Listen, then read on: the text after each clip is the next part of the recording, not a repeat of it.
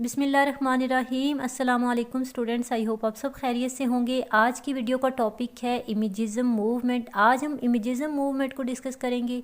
जब भी आप वर्ड इमेजिज़म सुनते हैं तो आपके माइंड में इमेज आता है। Yes, this is exactly what इमेजिज़म is about. आज की वीडियो काफ़ी ज़्यादा हेल्पफुल होने वाली है। आज की वीडियो में हम जिन आउटलाइंस को कवर करेंगे उनमें definition, origin, characteristics and what is the purpose of इमेजिज़म, और लास्ट में हम एग्जांपल्स ऑफ इमेजिज़म को डिस्कस करेंगे। तो बगैर टाइम वेस्ट के वीडियो को स्टार्ट करते हैं।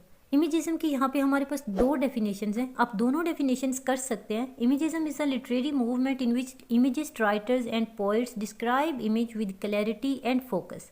इमेजिज़म एक लिटरेरी मूवमेंट है जिस मूवमेंट में जो इमेजिस्ट हैं, यानी कि जो इमेजिस्ट राइटर्स हैं उस टाइम पीरियड के, और पोइट्स हैं, वो इमेज को डिस्क्राइब करते हैं क्लैरिटी के साथ और फोकस के साथ। मीन्स फ्री वर्ड्स का यूज़ करते हैं, क्लियर लैंग्वेज का यूज़ करते हैं, कंक्रीट इमेजेस का यूज़ करते हैं। जैसा कि एक राइटर है वो सी के बारे में पोएम लिखता है, उसका टॉपिक सी है, वो इस इमेज को वर्बली डिस्क्राइब करता है। Clarity of expression through the use of precise verbal image, अपने एक्सप्रेशंस को क्लियरली डिस्क्राइब करता है एक प्रिसाइज वर्बल इमेज के थ्रू। ठीक है, जैसा कि हमने सी की एग्जांपल ली, तो सी के बारे में अगर एक पोइट जो है वो पोएम लिखेगा तो उसका इमेज क्या होगा उसके माइंड में, सी, और वो वर्बली किस इमेज को डिस्क्राइब कर रहा होगा, सी के इमेज को। तो इस तरह से उसका जो फोकस होगा वो उस इमेज की क्लैरिटी पे होगा, वो क्लियरली उसको डिस्क्राइब कर रहा होगा। तो इमेजिज़म जो है इसमें राइटर्स क्लैरिटी पे फोकस करते हैं, फ्री वर्ड्स पे फोकस करते हैं, क्लियर लैंग्वेज पे फोकस करते हैं। आई होप आपको इमेजिज़म की डेफिनेशन समझ में आई होगी। स्टूडेंट्स, इमेजिज़म जो है ये एक रिएक्शन है against romantic and Victorian poetry. Romantic और विक्टोरियन पोइट्री में लंबी लंबी वजाहत दी जाती थी, लंबी लंबी डिस्क्रिप्शंस दी जाती थी इवेंट्स को और चीज़ों को दिखाने के लिए, जबकि इमेजिज़म में इमेज की डिस्क्रिप्शन में प्रिसाइज, सिंप्लिसिटी और क्लैरिटी के ऊपर फोकस किया जाता है। फ्रेंड्स, अगर हम इमेजिज़म के ओरिजिन की बात करें तो इस मूवमेंट इन्फ्लुएंस थी मॉडर्निस्ट मूवमेंट से। A few modernist poets started to pay particular attention to imagery in their poems.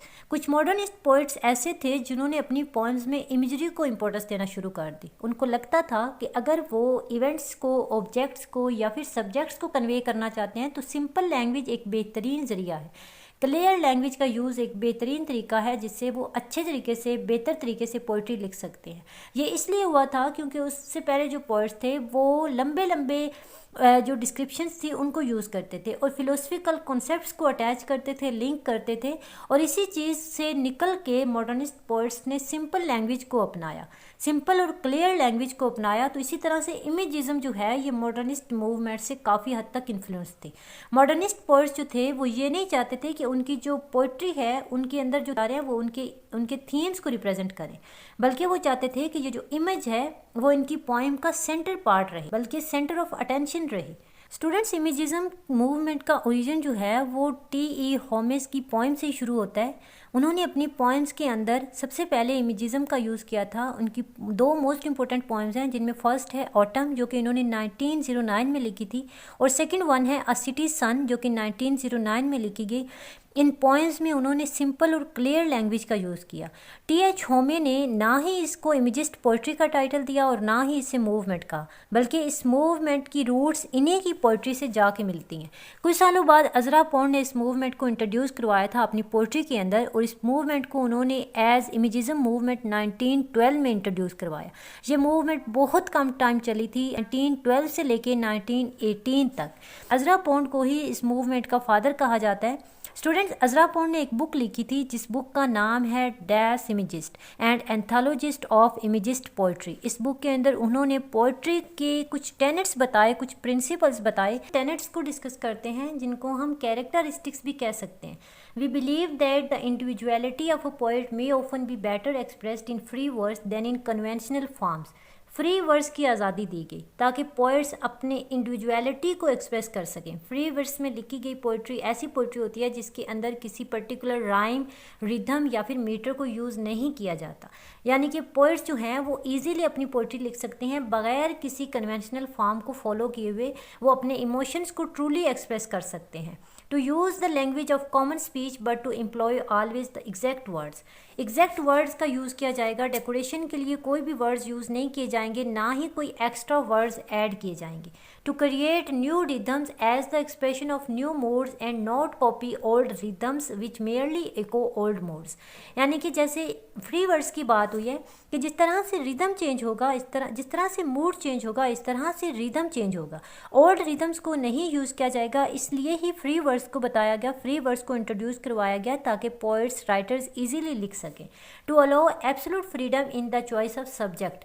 Choice दी गई सब्जेक्ट मैटर की, सब्जेक्ट मैटर चूज़ करने की कंप्लीट आज़ादी दी गई कि पोइट्स जो हैं वो अपनी मर्ज़ी से सब्जेक्ट मैटर चूज़ कर सकते हैं। सिंपली हम कह सकते हैं कि पोइट्स को, राइटर्स को लिखने की मुकम्मल आज़ादी दी गई। To present an image hence the name imagist. जो इमेज प्रेजेंट किया जा रहा है वो क्लियर होना चाहिए, यानी कि जो इमेज, जिस इमेज की बात हो रही है वो क्लियरली नज़र आना चाहिए। To produce poetry that is hard and clear, never blur, यहाँ पे ब्लर आएगा, नॉर इनडेफिनेट।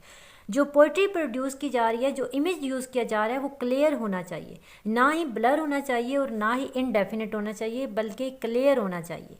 नेक्स्ट कैरेक्टरिस्टिक है concentration is of the very essence of poetry. Concentration of the very essence of poetry means poetry के essence को clear रखना चाहिए। जो चीज़ लिखी जा रही है वो क्लियर हो, उसका मेन पर्पस नज़र आए। जिस भी ऑब्जेक्ट के बारे में बात हो रही है, जो भी सब्जेक्ट है पोइट्री के अंदर, वो क्लियर होना चाहिए। ठीक है, आई होप आपको कैरेक्टरिस्टिक्स अच्छे से समझ आई होंगी। इमेजिज्म का पर्पस क्या था? The purpose of imagism was to present emotions and notions with one image. Imagism का पर्पस ये था कि इमोशंस को और नोशंस को एक इमेज के साथ डिस्क्राइब किया जा सके। इसका मकसद था सिंप्लिसिटी को यूज़ करना और फ्रीडम हासिल करना प्रीवियस पॉलिटिकल कन्वेंशन से, ताकि अपने आइडियाज़ को एक्सप्रेस किया जा सके। जितने भी कन्वेंशनल आइडियाज़ थे, जितनी भी कन्वेंशनल पॉलिटिकल फॉर्म्स थी, उनसे छुटकारा पाना और आज़ादी से सिंप्लिसिटी के साथ लिखना, ताकि पोएट अपनी इंडिविजुअलिटी को एक्सप्रेस कर सके, अपने इमोशंस को ट्रूली एक्सप्रेस कर सके। ये इमेजिज्म का पर्पस था। अभी हम इमेजिज्म की एग्जांपल देखते हैं। अभी हम एग्जांपल ऑफ इमेजिज्म को देखते हैं। एक पोइम है हमारे पास, ओरीड, जिसको लिखा है हिल्डा डुलिटल ने। हिल्डा डुलिटल कौन थी? ये फियांसी थी अज़रा पॉन्ड की, जिन्होंने इनकी पोइट्री को पहले पढ़ा और इनकी पोइम्स को पढ़ने के बाद इनको इमेजिस्ट का टैग दिया, इमेजिस्ट कहा इनको। ठीक है, इन्होंने एक पोइम लिखी ओरीड।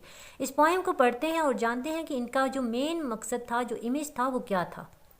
While up sea, whirl your pointed pines, splash your great pines on our rocks, hurl your green oars us, cover us with your pools of fire। यहाँ भी हमारे पास जो मेन इमेज है इस पोइम का वो है सी। जैसा कि हमने पहले बात की, तो यहाँ पे सी जो है उसको कवर कर रहा है। यहाँ पे हिल्डा डुलिटल जो है, इनका इमेज है सी, और वो सी के इमेज को डिस्क्राइब कर रही हैं, वर्बली उसको डिस्क्राइब कर रही हैं अपने वर्ड्स के थ्रू। आई होप आपको इमेजिज्म की अच्छे से समझ आई होगी। अगर आपकी कुछ क्वेरीज हैं तो आप कमेंट सेक्शन में ड्रॉप कर सकते हैं। वीडियो अच्छी लगी हो तो वीडियो को लाइक कर दें, चैनल को सब्सक्राइब कर लें, बेल आइकन का बटन दबा लें, ताकि आपको आने वाली वीडियो का नोटिफिकेशन टाइमली मिल सके। अपना रखिएगा ख्याल, मिलते हैं नेक्स्ट वीडियो में। अल्लाह हाफिज़।